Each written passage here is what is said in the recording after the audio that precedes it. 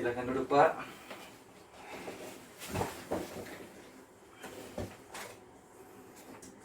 Tapi Pak, maaf sebelumnya siapa nama Pak? Pak Rino. Pak Rino. Maaf Pak, sebelumnya di sini mungkin saya akan memberikan beberapa pertanyaan dan pertanyaan ini bersifat rahasia dan mungkin saya akan merahasiakan jawabannya Bapak dan saya butuh sekali untuk tanya jawab tersebut. Apakah Bapak bersedia? Bersedia dong. Bersedia. Berapa umur Pak? 47 tahun dok. 47 tahun. Tinggal di mana? Di Palangga dok. Palangga. Sudah menikah? Sudah dok. Sudah di. Pekerjaannya apa Pak? Sebagai kuli bangunan dok. Kuli bangunan. Mungkin di sini langsung saja di Pak. Apa keluhan Pak? Muntah darah dok. Muntah darah di. Sejak kapan? Sejak 2 hari yang lalu dok. 2 hari yang lalu.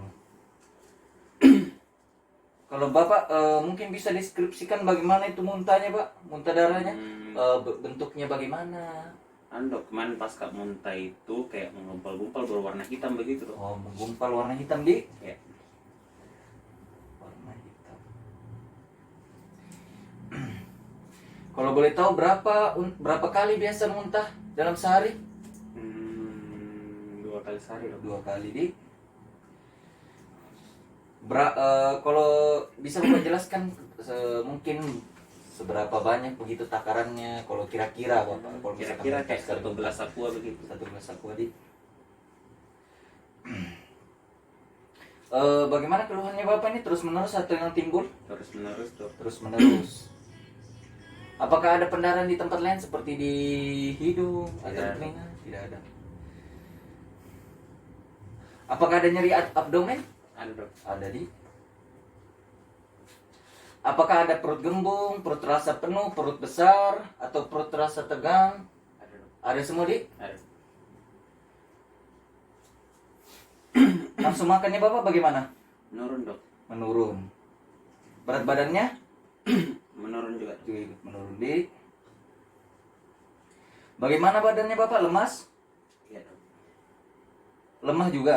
Iya. Apakah disertai Pak? Flu batuk? Tidak dok.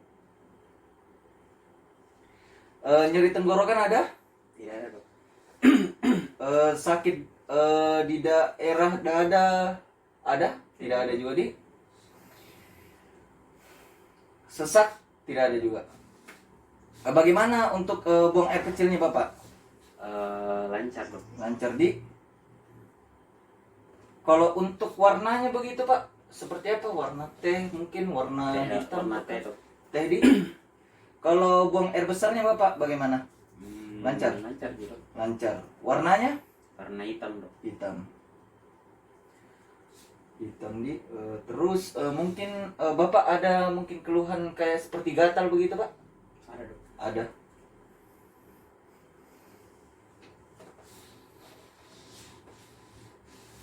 Mungkin di sini langsung saja saya tanyakan juga tentang riwayatnya Bapak. Bagaimana sebelumnya Pak? Sudah pernah melakukan pengobatan? Tidak dok. Tidak pernah di. Kalau untuk meminum alkohol pernah Pak? Dulu dok waktu 5 tahun yang lalu. 5 tahun yang lalu.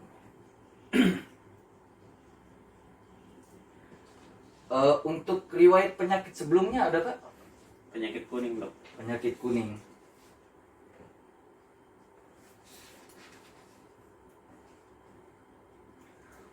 Menurut Bapak itu bagaimana dokter kasih diagnosisnya kita apa namanya? Hepatitis. Hepatitis di. Kalau untuk riwayat penyakit keluarga ada Pak? Tidak dok. Tidak ada. Kalau lingkungannya Bapak apakah ada hal yang sama seperti yang Bapak derita? Tidak dok. Alergi? Tidak ada dok. Pernah sebelumnya kayak mengonsumsi narkoba, rokok, ataupun pernah Bapak mungkin berhubungan seksual kecuali dengan istri Bapak? Alhamdulillah tidak pernah. Tidak pernah di. Jadi langsung saja di Pak, saya bacain ulang di mana di sini Pak Rino umur 47 tahun. tinggal di Palangga, sudah menikah, pekerjaan kuli bangunan. Keluhannya itu muntah darah di 2 hari yang lalu.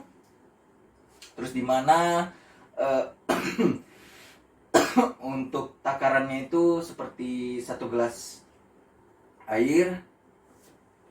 Terus di sini berwarna hitam.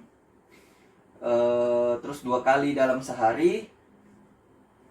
Terus di sini ada nafsu makannya menurun, ada demam juga, perutnya merasa kembung, ada nyeri perut, terus flu dan batuk tidak ada, nyeri tenggorokan juga tidak ada, sesak juga tidak ada, buang air besar dan buang air kecil bermasalah dalam warnanya. Kalau air kecil Bapak bilang tadi seperti warna teh, sedangkan buang air besar berwarna hitam. Dan untuk pengobatan sebelumnya belum ada, minum alkohol pernah 5 tahun yang lalu, sudah berhenti 5 tahun yang lalu. Terus untuk penyakit sebelumnya didiagnosis hepatitis atau penyakit kuning. Terus untuk alergi tidak ada, seks tidak ada, penyakit keluarga juga tidak ada. Untuk mengonsumsi narkoba, rokok dan berhubungan seks dengan kecuali istri Bapak tidak ada juga. Mungkin Pak di sini saya mengira Bapak ada pendarahan di bagian pencernaannya Bapak. Nah, mungkin di sini kita akan melangsungkan yang namanya pemeriksaan fisik, di mana mungkin di sini juga saya butuh persetujuannya Bapak. Nah, mungkin nanti saya akan melihat keseluruhan dari tubuh Bapak, melihat kondisinya. Mungkin saya akan menyentuh atau memegangnya, meraba. Terus saya mengakultasi dengan stetoskop. Terus nanti juga saya mungkin akan mengutuk-ngetuk untuk melihat pokoknya intinya nanti saya mengetuk-ngetuk. Terus nanti di situ saya akan memeriksanya dan supaya saya bisa menegakkan diagnosis saya. Nah, apakah Bapak bersedia? Bersedia dok. Jika Bapak bersedia, mungkin langsung saja Bapak ke tempat pemeriksaan sembari saya mencuci tangan.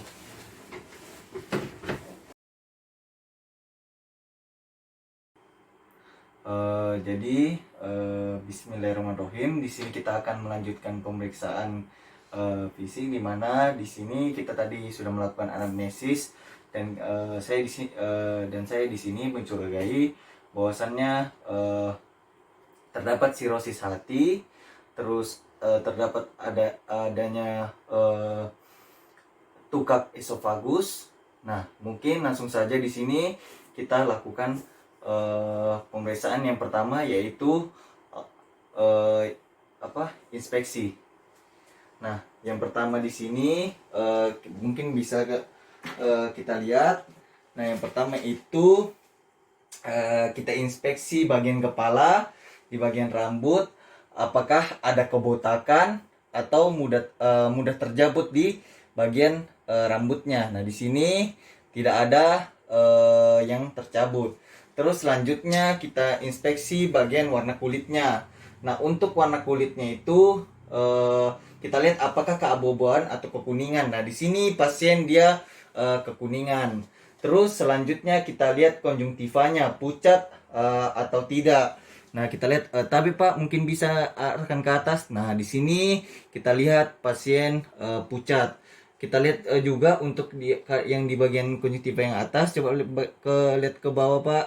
Nah, di sini kita lihat juga pucat. Terus selanjutnya kita lihat skleranya lagi. Nah, kita lihat di sini di skleranya itu kuning atau ikterus. Nah, di sini pasien ikterus. Terus selanjutnya tapi Pak mungkin bisa dibuka maskernya. Nah, di sini kita suruh pasien untuk membuka mulutnya. Tapi Pak, nah di sini kita lihat tapi lidahnya Pak mungkin. Nah, di sini kita lihat apakah ada palatum mole. Nah, untuk palatum molenya itu ada ikterus. Terus kita lihat giginya, apakah ada trofilida. Nah, terus selanjutnya tapi bisa ditutup mulutnya. Mungkin Bapak bisa dengakkan kepalanya. Nah, di sini kita lihat lehernya. apakah ada distensi pada vena jugularisnya, apakah ada massa atau tumor. Nah, selanjutnya lagi kita lihat toraksnya. Nah, di sini untuk toraksnya kita lihat apakah ada pembesaran payudara atau ginekomasti. Nah, di sini pasien mengalami ginekomasti. Terus kita lihat apakah ada pelebaran vena-vena atau pelebaran vena-vena dan spider nevi. Nah, ini pasien terkena spider nevi. Terus selanjutnya kita lihat untuk abdomen. Nah, untuk abdomennya itu kita lihat bentuknya, cembung kah, datar kah. Nah, di sini pasien cembung. Terus massa, kita lihat adakah massa atau tumor. Terus kita lihat apakah ada pembesaran vena-vena. Nah, terus di sini kita lihat juga apakah ada kaput medusa. Nah, terus selanjutnya kita menuju lagi ke tangan, di mana di sini kita lihat apakah ada erythema palmaris. Sama juga kita lakukan di bagian tangan kiri pasien. Nah, terus selanjutnya kita lihat lagi apakah ada di bagian kaki, apakah ada udem. Nah, selanjutnya lagi kita periksa juga di bagian kiri. Nah, itu yang bisa saya sampaikan untuk inspeksi. Kita lakukan ke pemeriksaan selanjutnya. Bismillahirrahmanirrahim. Jadi di sini kita akan melakukan pemeriksaan selanjutnya, yaitu pemeriksaan auskultasi. Dimana di sini saya akan menyiapkan stetoskop. Dimana di sini mungkin kita akan menggunakan namanya bel, dan di sini kita atur karena di sini kita akan melakukan auskultasi, dan yang mungkin kita harus menggosok-gosokkan terlebih dahulu agar kondisi suhunya itu tidak kaget bila dikenakan pada kulit pasien. Mungkin langsung saja.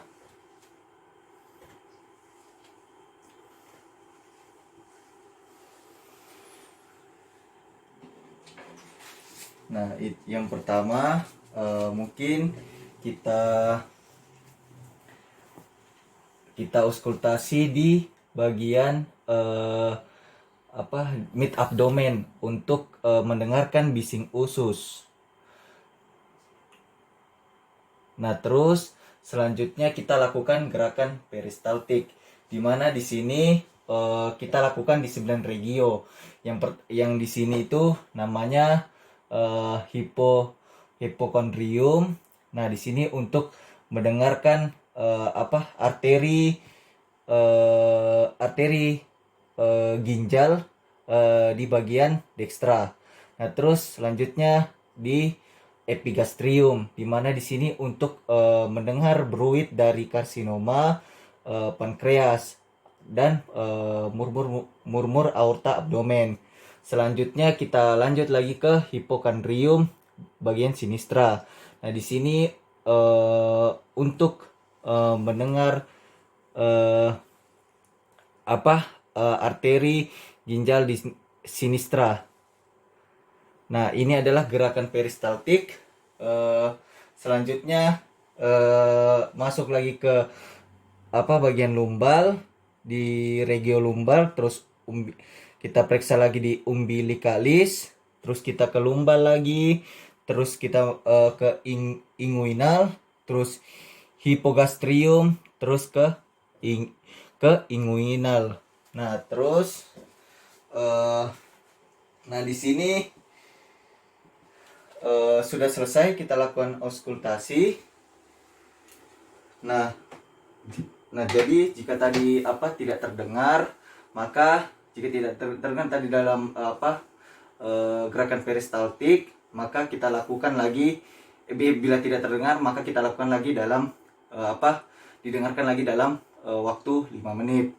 Mungkin itu saja yang bisa saya jelaskan untuk pemeriksaan auskultasi. Kita lanjutkan ke pemeriksaan selanjutnya. Bismillahirrahmanirrahim. Jadi selanjutnya di sini kita akan melakukan pemeriksaan palpasi, di mana karena kita akan menyentuh pasien, langkah-langkah baiknya kita melakukan cuci tangan terlebih dahulu.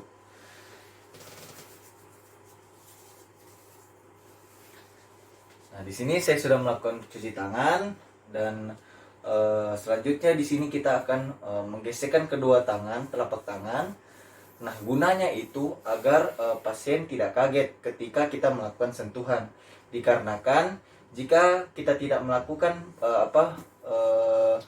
gesekan telapak tangan, nanti pasien akan kaget karena kondisi tangan kita yang dingin. Terus selanjutnya di sini kita suruh pasien untuk memfleksikan kakinya, tapi Pak bisa ditekukan kakinya. Nah, di sini karena sudah kita mempersiapkan semuanya, kita mulai saja pemeriksaan palpasi. Yang pertama di sini palpasi ringan, di mana dalam kedalaman 1 cm di 9 regio. Tabe Pak.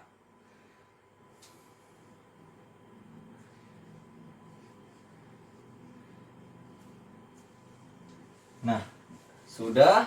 Selanjutnya kita lakukan lagi pemeriksaan palpasi dalam sedalam 4-5 cm di 9 regio.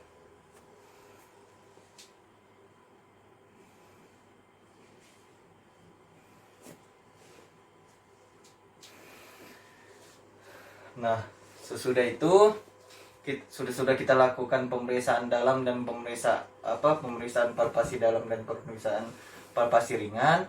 Selanjutnya kita lakukan pemeriksaan kuadran kanan dan kiri. Caranya tapi Pak seperti ini. Terus kita suruh pasien untuk bernapas. Silakan bernapas Pak. Kita nyalakan penekanan. Nah, di sini gunanya untuk di kuadran kanan yaitu melihat apakah merasakan adakah pembesaran hati dan ginjal. Terus selanjutnya kita lakukan di kuadran kiri. Ayo Pak, bernapas Pak. Nah, gunanya untuk kuadran kiri itu merasakan apakah ada pembesaran lien. Selanjutnya di sini kita lakukan pemeriksaan Murphy-Sign.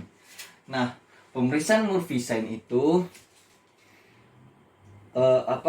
untuk pemeriksaan Murphy-Sign itu untuk melihat adanya tanda radang pada kantung empedu. Nah, di sini kita suruh pasien bernapas.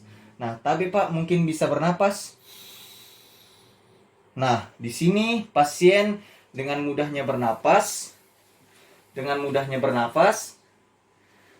Nah, di sini pasien dengan bisa mudahnya bernapas, yang artinya berarti pasien negatif untuk Murphy-Sign-nya. Jika pasien tidak sanggup untuk bernapas saat saya melakukan palpasi, berarti pasien itu Murphy-Sign-nya positif, dan di sini pasien Murphy-Sign-nya negatif. Nah, selanjutnya lagi kita lakukan palpasi. Kita lakukan lagi palpasi yaitu nyeri tekan lepas. Nah, di sini kita suruh pasien bernapas Pak, dan kita lepas. Nah, di sini pasien tidak ada merasakan nyeri, yang berarti pasien pasien berarti negatif. Nah, selanjutnya kita lakukan lagi di daerah abdomennya, dimana di sini kita akan melakukan pemeriksaan pembesaran lien dan limfa. Nah, untuk pembesaran lien dan limfa itu terbagi menjadi 2, Schufner dan Hackett's. Nah, untuk Schufner itu kita tarik garis dari arcus costa kiri kita tarik ke sias kanan. Nah, di situ kita lakukan pemeriksaan darinya S1 sampai S8. Seperti ini kita lakukan. Nah, di situ untuk dari S8 itu kita untuk penilaian S8 itu dia di sias kanan. Sedangkan untuk S4 itu di regio umbilikal. Nah, terus selanjutnya di sini kita lakukan pemeriksaan HCAT, di mana dari nah di sini untuk pemeriksaan HCAT itu dari arkus kosta kiri sampai sias kiri.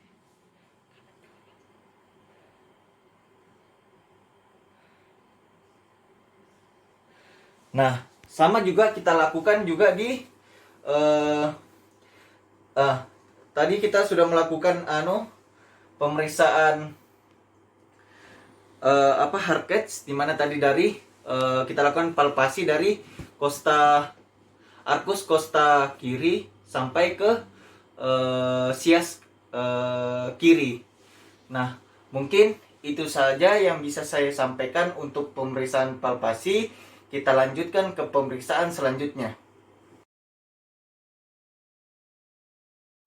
Bismillahirrahmanirrahim. Di sini kita akan melakukan pemeriksaan selanjutnya, yaitu pemeriksaan perkusi. Dimana di sini mungkin langsung saja kita lakukan pemeriksaan perkusi. Tapi Pak, saya akan melakukan pemeriksaan perkusi. Sonor, pekak. Nah, pekak ini menandakan batas atas hepar. Nah, selanjutnya kita lanjutkan lagi.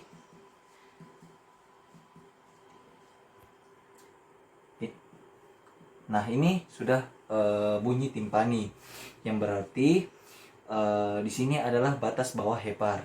Nah, selanjutnya kita lakukan di 9 regio. Timpani.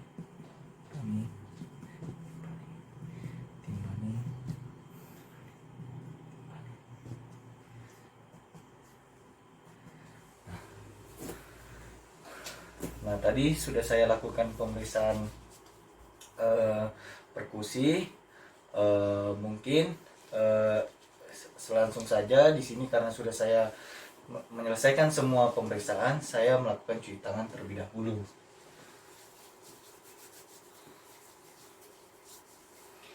Nah, sesudah itu kita suruh untuk pasien memakai baju. Tapi Pak, bisa mungkin dipakai bajunya dan kembali ke tempat pertama, Pak. Nah, sudah saya beritahu untuk pasien kembali ke tempat semula. Jadi kita selesai untuk pemeriksaan perkusi. Kita lakukan pemeriksaan selanjutnya.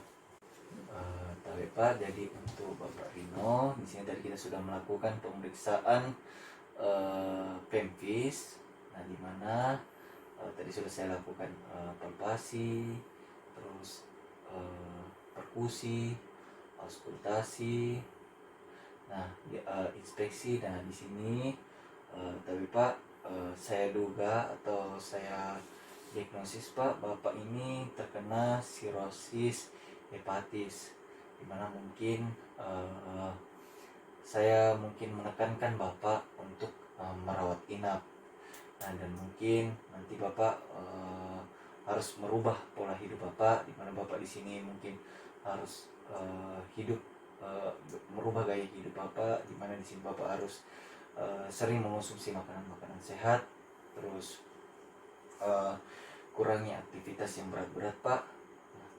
Mungkin itu saja Pak yang bisa saya sampaikan dan untuk saya beritahukan kepada Bapak. Saya harapkan sekali Bapak untuk rawat inap, dan terima kasih juga Pak sudah tadi mau melaksanakan untuk pemeriksaan anamnesis dan pemphisnya, sudah mau bekerja sama dengan baik.